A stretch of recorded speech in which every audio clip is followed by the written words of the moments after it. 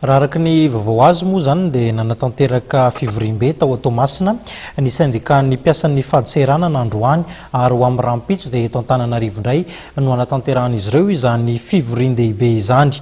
Naneho ny hevitra ny mahakasika ny fitokonana natanteran'ireo nivon'ny Saint-Pidou ny filohan'ny mpandraharaha eto Madagasikara na ny fivim-pamaho isika.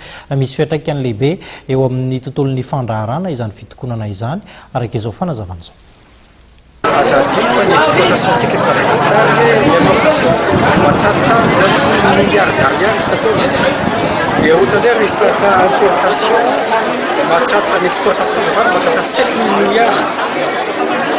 Izany hoe zany hitanareo ihany zany raha ohatra ka sady matiato kokoa ny fanjakana, matiato kokoa ny setratsika. Be dia be zany conteneur zao bloqué nefa tsy maintsy manaraka les commandes. Et raha tout zao dia commande nasa transport sahirana betsika.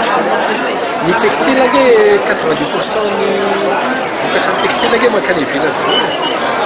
Raha ohatra ka grevy dia tsika izany sampy atsika eto Madagasikara zakatsika maro amin'izay zany satraky ny mazava ho azy tsy le grevy ihany le fitokonana ihany ny problème atsika.